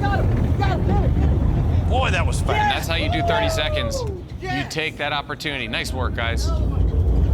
One is done. Now we don't have to worry about, crossing over, under, nothing. That was a good sized fish. Yeah. When it came up at 8, I was like, that's gonna take a minute. Yeah. It just sat there. Or less than. I don't even feel this hook. I'm just gonna lay around, look around, see what's going on.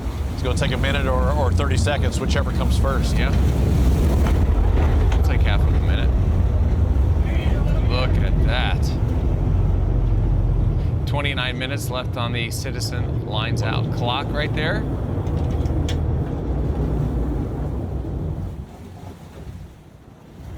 So this is basically probably like looking through their video verification that they may have to show to the tournament director at the end of the day. We have our cameraman and we jump ahead and this is our camera. Oh no, it's still not. It's still vertical.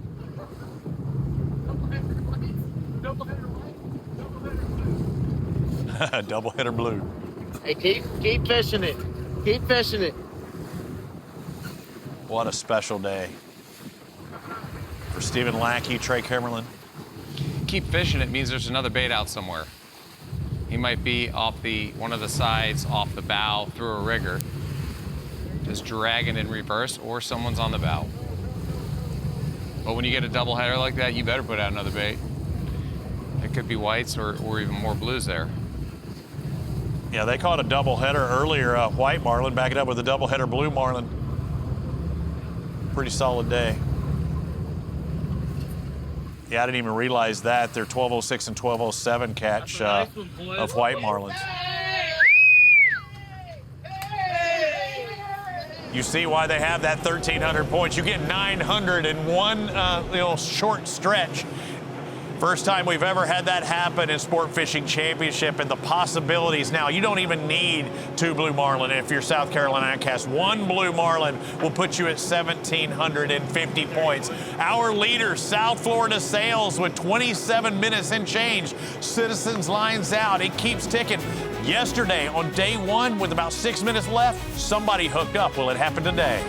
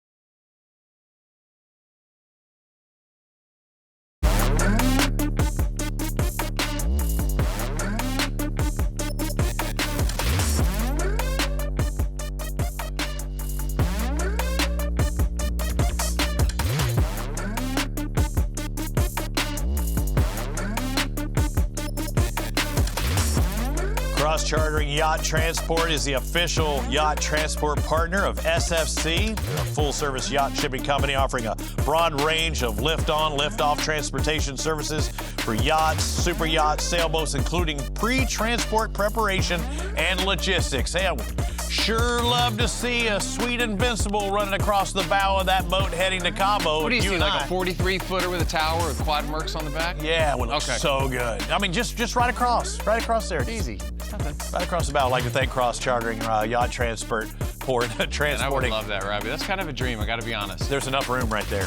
Right there. See it. I can see it. Yeah. And it'll kind of even it out a little bit, too. Yeah, and hold the boats in if they want to fall off. I can just block everything. That bridge in the back, you don't want to pop in a wheelie. I mean, you need to keep it down. Although your they're strapped. Nice and light. They are strapped. Not like 50 Cent strapped. They actually have straps, like ratchet sets, Home Depot style. True that. A lot has happened today. Again, only 11. I say only 11. We had 11 fish caught yesterday. When we were on air, there were 6 billfish. When we went off of air, there were 5 more additional since then. What's our total up to now, Peter? It looks like Blair's got the weeds. Looks like we're a total of 39. So they have caught 28 fish today alone. Remix currently sitting in 5th, an opportunity to make ground, even to get by Flair AC, because you got to catch fish to gain those points, and those points add up. And they added up earlier this morning. Robbie. Ryan Alexander right there. Haven't seen him in a while. He's a good buddy. He's helped me out quite a bit in Miami fishing, and we've done shows together. Great guy. Really, that dude can throw a net. Boy, I saw him throw a 14-footer once, and man, he caught the entire ocean in one toss. We saw one of their doubles earlier in that 1 o'clock hour, but this is earlier in the 8 o'clock hour, and it just shows you how fast it can happen. Look at the difference between first and second. It's this catch right here. Billfish. Billfish? Yeah. No, you took a light. Yeah, what a difference an afternoon can make, huh? Got him jumping, right? Yeah, look how much calmer it is earlier There's on. one on the left chain. Ryan's fished. One on the left chain? Oh, there is on the left chain. There he is. Another one coming up right there on the teaser. Drop it back. Huh? Do we need the GoPro? Yeah, but you gotta get it up here. We're gonna see if we can get him back on the chain. They got him jumping out there. And it's all about the presentation, Peter. It really is. Picked up. He got picked up there long. He dropped though. Fucking with it. Yep, he's messing with it. Come on. Will be your translator for today. There you go. There you go. Is that Chandler? So one was attached, and you saw the other one Jumping out there. Hey, Chandler? Yeah. chasing that teaser. You wanna keep But you still fishing or got to reel put it the in? bait in his face. No, let's just go get him. You do. Bring along with? Sarah, come grab this GoPro. That long's under me, right? Well, let me see. I'm moving it long in first, Jay. Great communication through Yeah, the bring wherever area. you want. Fish jumping off in Way the out distance there. right through that That bimini did twist. not look like a weight. That thing on the chain was so lit. You're hearing JC Clear, the captain. Talking about those lit fish on the chain. Okay, I'm gonna come grab the GoPro right now. We talked about boat names the other Said day. Just mine reminded me of doesn't look another one like called mine. Off the Chain. Off the Because chain. the fish comes off We're the chain starting and to eats your get bait. over each other's lines and shit. We gotta start going back. In baseball, they've got a funny guy, Domingo. They popped a chain. That would be a good boat. Okay. Popped a chain. Now what's up? Pop the chain, man. Are we over each other, Ryan? I don't know. Keep our tips together. I think I just have a lot of belly because my fish is off to the left. Django, unchained. They're looking for a double now. If they were to get a double, they'd only be 50 behind North Carolina Flair. I mean, So- currently they're looking for a Yes, double. 'cause currently they looking for a currently double. there have a double Yeah, at they- 8:07. Yeah, they've had two today. I don't know if I'm over. Look at the Dos Yeah, I Amigos. can't really see. Fine. The Dos Equis. I think you're over. You're over, Chandler. You're over. Go under me. You're good. Man, I these know my guys could fish do was this in way their out there, sleep but on a calm day, pitching baits. Do you dream Billfish? stuff like this? When you go to bed at night, do you dream about the old catches and stuff? Actually, my thing I do when I need to go to sleep, I actually envision fish coming up on the teasers, and I envision fish coming up on kite baits. Now or back in the competition days? Currently. I'm sorry. That's why you can't go to sleep at night. No, actually, that puts me to sleep. If I can't, I think about that, and then I do. It's very serene, too. And there's no panic. Fish comes up, drop back, hooked up. There it is. There's that white marlin. There's that 100-pointer right there. Be careful with this chain. All right, you want to reel in that chain? You gotta move that dredge out of his way. All right, hold on, Jay. Ryan, just go to the front, dude. Yeah, but I have so much belly, I have no idea where my fish is. You know, another 100-point fish in SFC would be the spearfish. We actually had one caught in this tournament last year. Jump right there. By Right the here, South Carolina Outcast. Watch the long. Got to get that long out of the water. That's long you want out? No.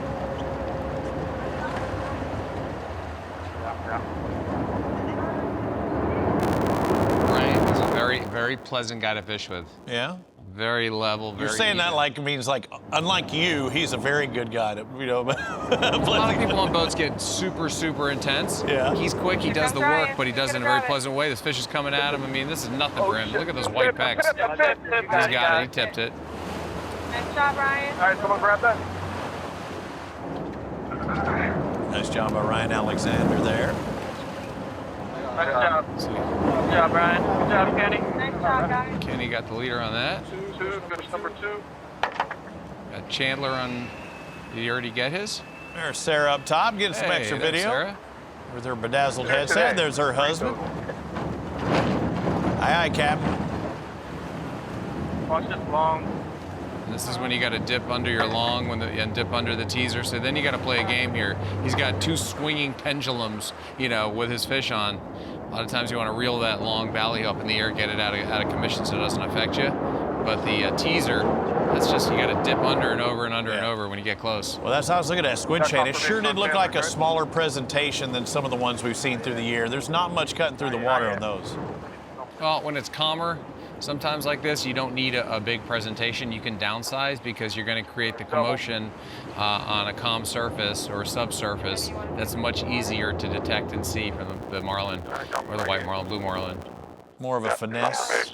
Yeah, you're just making the commotion you need to make. And when it gets rough, you want to size up. There it goes, right under. Oh, man, that was close. I already got the leader. It's okay. Hey, good job. That's good. Good job, Brian. All right, let's keep it going. She knew what it would take. Got to keep it going.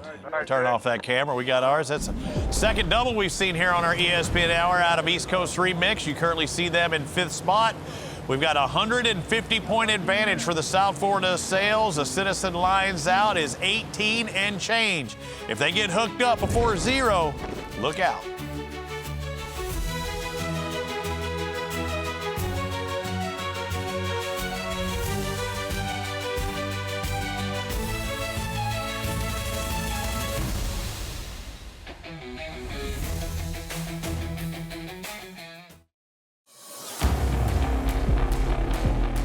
Fans vote now through August 30th to select the rosters who will represent the Atlantic and Gulf divisions at SFC All-Star Weekend, presented by No Rivals in Fort Lauderdale, Florida, October 29th and 30th.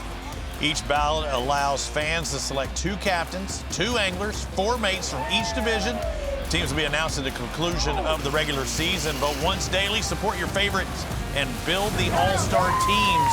Who's going to take it? It was the Atlantic Division last year. Way to go! Way to go! East Coast Remix, the strongest team in the Atlantic crew that we saw last year, fishing on both of their boats, but it was the Atlantic. Oh, what do we have there? It looks like the flare might have one on. Feeling a catch alert. Feeling something. Be careful, it's really windy. Okay, be careful, it's really windy. So as they say in Espanol, mucho viento. Look at the possibilities. Again, a 450-point fish. That's a heavier stick, Robbie. That's a heavier stick. It could put them into 2nd place, Peter. All gain right there. I don't know if that's a mahi, but that's a heavier stick. That's you know, and they have their choice of what they're gonna pitch. So I don't know. Even if it's 100, it just gets them a little bit closer to the seabirds. I just hope it's a billfish. Me too. When they're turning on them like that and the fish is staying up in the column, I'd love to see a jump. That's pretty solid right there. You're watching live out off the coast of Cape Cod.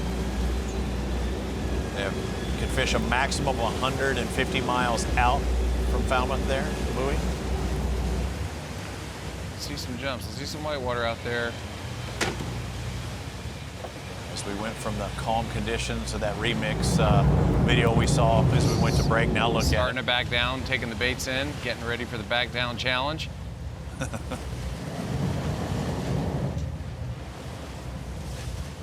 right, their housekeeping. This tells you that they like it. They got another pitch ready to go, don't they, right there? No, they're getting things out of the way. Yeah, I thought it was a pitch. Yeah, once you start sliding in reverse, it's kind of, you know, unless you have a spinner loaded up, you know, being ready to cast. I don't like that it's sunk down. I don't like that part. Well, we have seen this twice, or several times. We've seen it straight down, and it be a yellowfin tuna, and we've seen it straight down, and it be a billfish. No, it's just smooth. Smooth, okay, that's good. No rod tip shaking like a tuna. Hope it stays that way. It belt. So they haven't figured it out. They haven't seen it either. That's what it tells you, huh? No, belt. Where is it? He'll get it. So it's got some heat on that fish. You see those guys bent. You can, you know, he's got to dump 2 hands on it. It's a little sloppy out there. Thank you. If this is a blue marlin, this would put them with 1,400 points and only a white marlin away from the lead. If. That's a big if, Peter. But the way that this thing's hunkered down, it's something big. Oh! What'd you say, Robbie? It looked like he wasn't gathering. It looked like it was wanting to take him down. Hey, but also the one fish we haven't seen. Gathering. He wasn't gathering. He wasn't gathering line. It was actually trying to pull in one fish we haven't seen. We've seen a lot of yellowfin. We've not seen the other tuna variety that's very big in these waters. I'll tell you what. Bluefin. This is either a tuna or it's a blue marlin.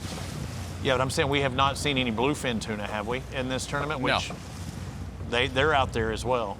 Usually, if a bluefin were to have eaten this bait, they would have seen it. They don't just sip it down. They stay up. They'll explode on it, you know, and it'll be white water. You'll be like, whoa, you know, everyone's gonna freak out. This is big.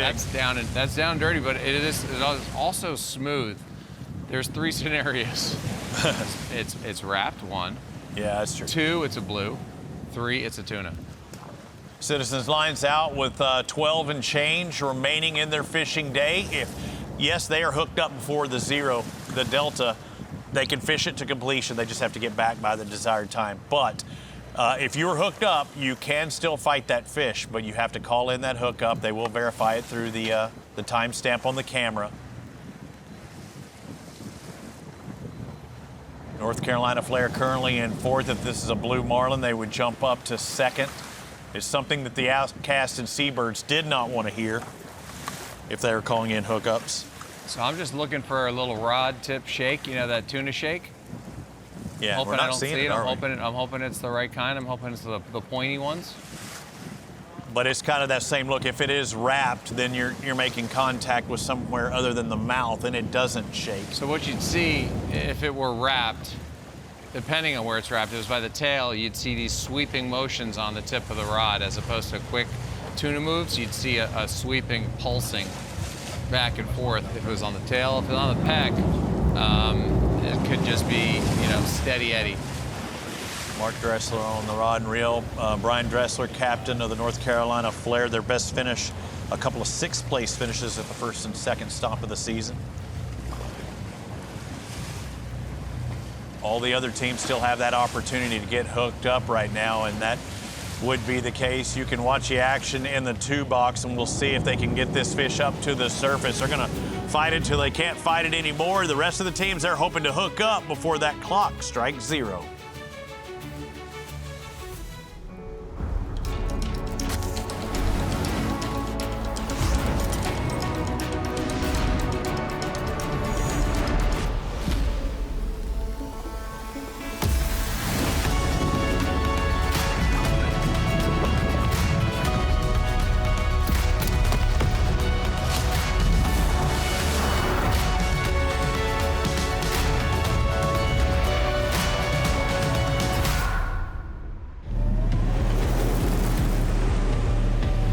Built for heat and sun.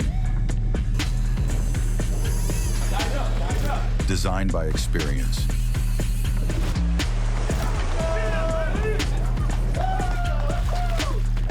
Here it goes. Battle-tested solutions for the fearless.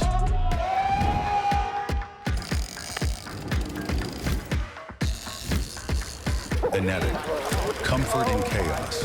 As a big DIY guy, I thought I could do insurance myself. The Beast Insurance? Extra protection from beasts, Bigfoots, and Yetis? Did you buy this? Yeah, I thought I was buying the best insurance, you know, like this insurance is the best. So, we went to Comparion Insurance Agency. Our local agents helped us understand our policy options and found one that fits our needs. And now we do have the best insurance. And we're ready for Yetis, so win-win. Don't do insurance yourself. Comparion Insurance Agency. Coast Guard, we are taking on water. The United States Coast Guard. They secure our ports and waterways, protect our environment, keep drugs away from our kids, and save lives. It's dangerous work. And in times of triumph or tragedy, the Coast Guard Foundation answers the call to support Coast Guard members and their families. Learn more at coastguardfoundation.org. Sunny days call for Sun Cruiser Vodka Iced Tea. Made with real iced tea and real vodka. Refreshing and goes down smooth. Let the good times cruise with Sun Cruiser.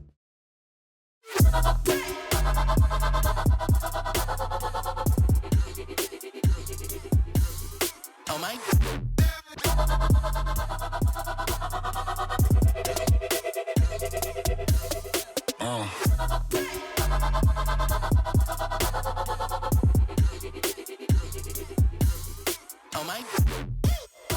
Welcome back to the Cape Cod Invitational presented by Comparion off the shores of Cape Cod. South Florida Sails still leading this one. They started day 1 with a triple of whites, day 2 a triple of whites, but when blue marlin are in the spread, there's a chance at 450 points. We don't know what the North Carolina Flare have, but it's something big, and they've been fighting it for a bit. Mark Dressler on the rod reel. Now it looks like they're making a little ground, Peter. They are. They're making some good ground. I'm still watching the tip of that rod to see if there's anything tuna-like there. You know, it seems very steady eddy. I mean, it's definitely pulling. I mean, it's definitely a heavy fish. It seems either wrapped or, you know. If it was wrapped earlier, is it unwrapped now possibly? Because we weren't seeing this kind of movement before. It's the same bend. It's the same everything, you know. It's straight up and down using its body weight, but it could be I guess, you know, there is another scenario where it could be a tail wrapped or body wrapped white, but I don't think there's too much pressure. And again, it'd be like reeling in a waterlogged boot or something. Yeah, when they're coming backwards and their pecs are out and the water's going through their gills the wrong way, it's a fight. It's tricky. Especially with the rougher conditions. I know you looked at your phone in our gap. There's some bad weather heading that way. The fish is coming up. It's coming up. Yeah, I see. He's making a lot more ground since we come out of break. Woo! You'll take it. Yep, it's in the 60s there now. That could be the fish that moves him to second. Oh, yeah, that fish is coming up nicely now. The winner of this event, $100,000. Runner-up, $45,000. Third place pays $35,000. So this is a big money fish. If it's a line, he's got a lot of line back on that reel. Yeah, there's not much He's left. got to be real close.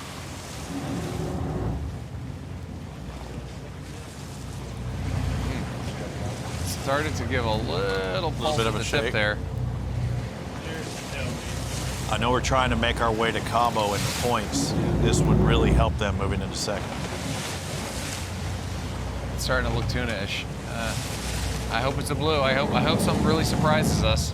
You know, watching this live and trying to predict what's going on when you're not there and you're not on the rod and you can't feel all the little subtleties, but it looks a little tuna-ish. Still 6 minutes left in the clock. If any of our other 5 teams get hooked up before then, they have the possibility of getting those points as well. Yeah, that's pinwheeling. I think it's a tuna, Robbie. I mean, it looks like the pulsing of the tip and the pinwheels, and you see how he gains as it turns. Bigger the tuna, bigger the pinwheel. The pinwheel is not that big right now. When they get close to the boat, you'll start seeing that much bigger. You're hearing them bumping the engines in and out of gear. Yep, he's just throttling in reverse, just ever so slightly, just to help.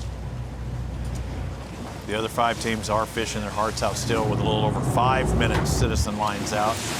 I just find it amazing that there was no rod tip movement, like tuna movement at all throughout the whole fight until the end here. And he's got, I'd say, 90% of the line back on his reel. But yeah, you see, that's a pinwheel. You see the rod go away and then come back, and then he gets that. Because when they do that pinwheel and they come around the corner, they rise up a little bit as they do that turn, and that's when you gain. Wouldn't it be a pleasant surprise if it were a blue marlin, though? Yeah. I mean, that's classic tuna pinwheel right there, but we've seen it. We've seen it happen. South Carolina Outcast on the right, looking to see if they hook up. They're only, they're a fish away from taking the lead. Seabirds are a fish away from taking the lead. It's a North close, Carolina I see color. So they got color. What color? Just general. They got a visual. Max McKettrick, our cameraman on board. Great job. They're bringing the gap in. Yep. Let's hope. Looks like it. Yep. Well, at least we'll see it. Yeah, those pinwheel moves, the rod tip bouncing like that. It's undeniable. Captain Brian Dressler was hoping this was a blue marlin. Jump them up into the money category. Looks like a big one. Right now they're on the outside looking in. Again, even third place pays $35,000. It's nothing to sneeze at. They're currently at 4th. You know, back in the day when we were partnered with the OBBC, this fish could be worth a lot of money as well. You know, they were bringing in those tuna. Yeah, I remember some of those boats, you know, winning $400,000 or $500,000. Big eye? Big eyes, yeah. Yeah. We haven't seen a big bringing eye. in those, 300 pounders, the 280s, kind of showing up a lot bigger than the yellowfins. That is another tuna variety that we haven't seen. Is a big eye, same waters, Yeah, people actually prefer to eat big eye over yellowfin. Do you think this is a big eye? Good question. I mean, they're bigger. I can't tell the size on this fish, and he is getting it to the boat rather quickly. But there it is. I mean, you see that fish there doing the pinwheels, and they're and you want to wait for your moment. You don't want to wait too long, but you want to wait till you get the shot. You don't want to miss. They even said it was a bigger one. So now you're going to look for the trailing fins right there. That's a big tuna. Yeah, that must be if they're saying it's a big tuna, it's got to be a big eye, because you'd have big fins, streamers hanging off a yellowfin, and I don't see. You got to gain every time it does that little turn and the pinwheel. You got to get that gain, and you just got to take your time, wait for the right shot.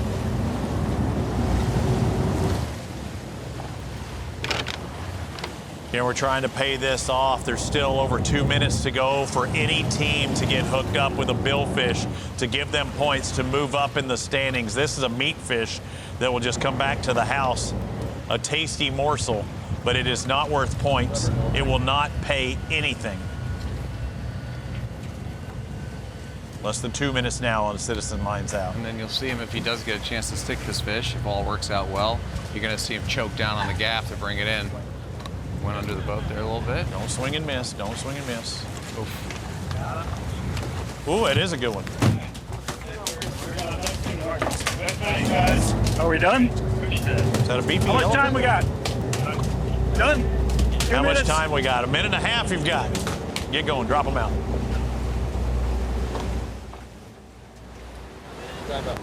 Less than 90 seconds now. Any of these teams you're seeing they do have the opportunity, Peter. Even they said, how much time do we have? That one fish makes a lot of difference, and $35,000 difference for that team. That's right. They pay 3 places. Uh-oh. We saw some movement out of sales there. But they're hoping they're getting ready for their celebration, right? Yeah, I mean, it's all business until they call lines out, and you got to get back to the dock. Yeah.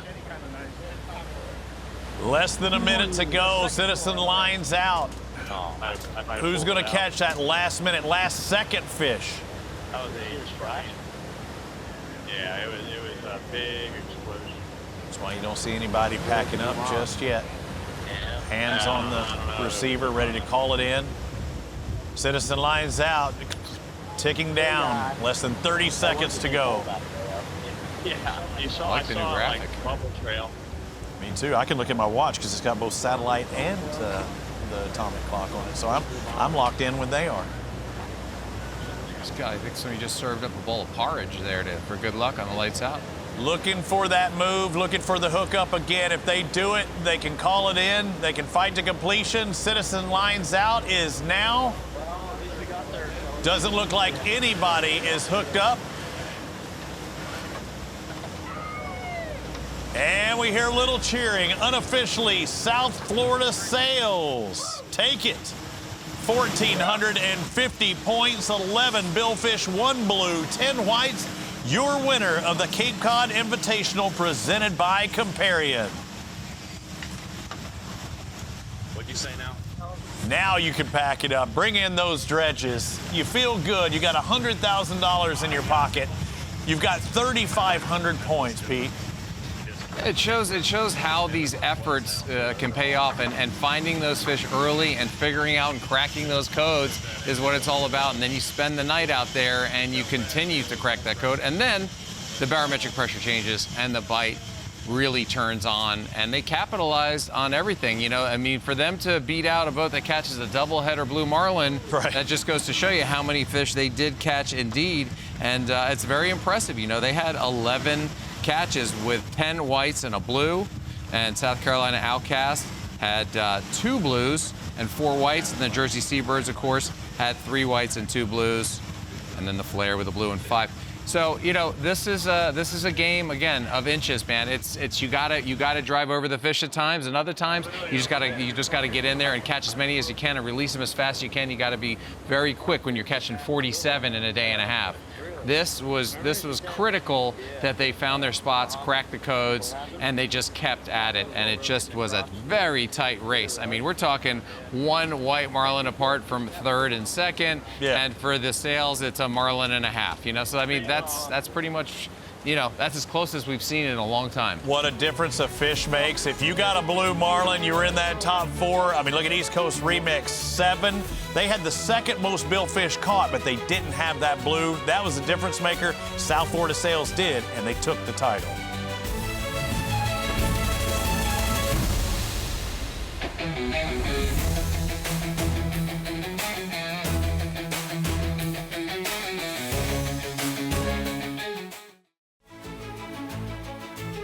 The Cape Cod Invitational is sponsored by Neutrogena, Corazon Cabo Resort and Spa, official host resort of the Zane Grade Championship Playoffs, Real One Fishing Club, and by Grizzly Coolers.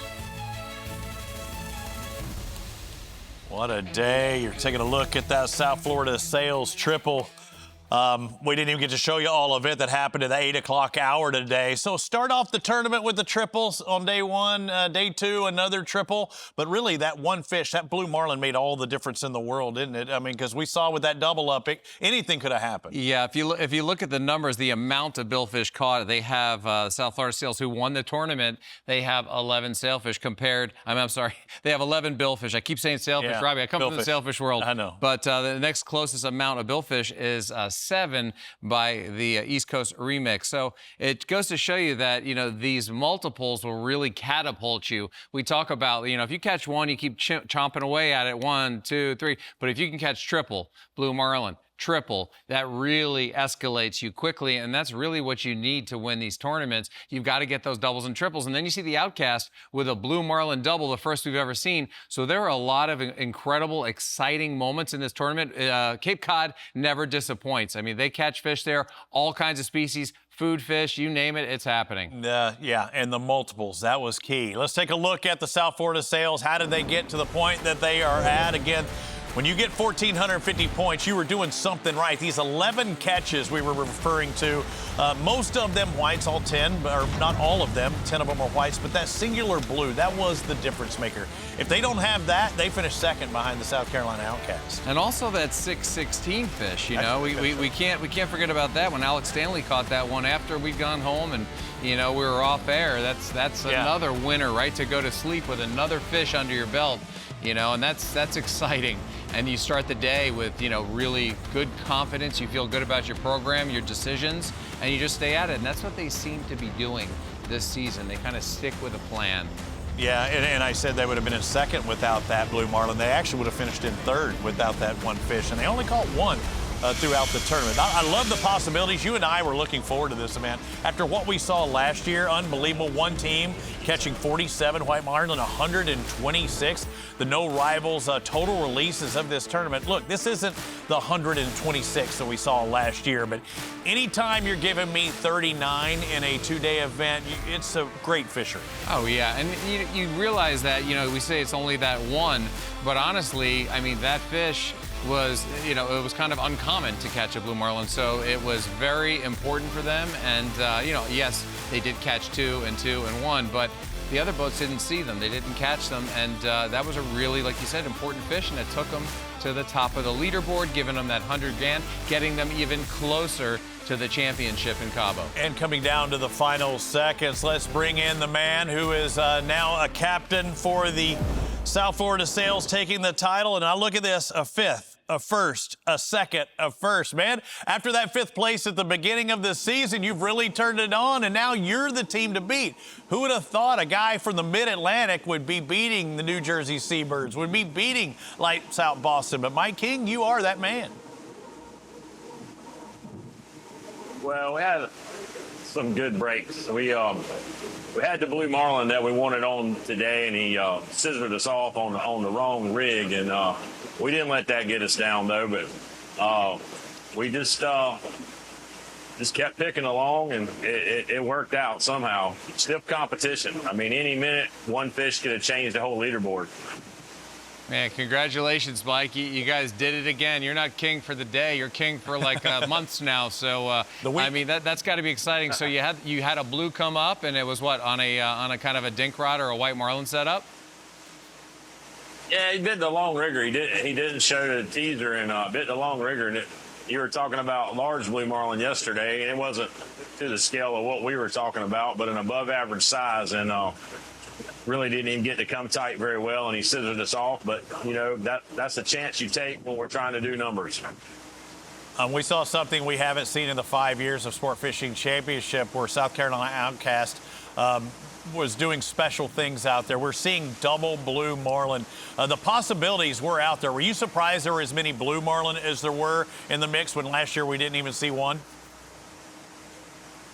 Yeah, typically, I mean, blue marlin can be anywhere, but I think the conditions without a big body of fish being here, we were all kind of pushed to the bottom maybe, or off structure. And these blue marlin are here. Seem like typically the white marlin a little further offshore, and they're not always together. But wow, what a day that you know, when I heard the double, that's amazing this time of year and up here as well. Yeah, and one of those fish, the first fish they got was about a 30-second one, you know, pretty decent sized fish, and it just laid there and they backed over to it, it pulled some drag, and they got it in 30 seconds, and the other one was a little longer. But so do you think with the, like last year, for instance, with them catching all those white marlin, 47, 37s, 27s, whatever it was, do you think the white marlin were quicker to the bite and almost like pushing the blue marlin out of the way? Or do you think maybe, you know, maybe there's fewer white marlin now, and that's why the blue marlin are kind of mixing in? You're seeing the blue marlin now? I think it's more of the depth or how we were having to fish. The white marlin typically are moving through just in like a body of water, and they're typically out off the bottom or the structure. And the only way we could get a bite for this team was to stay kind of somewhat close to the bottom. And I'm not sure with Stewart where he caught his two fish, but I would assume that it would have been off some structure.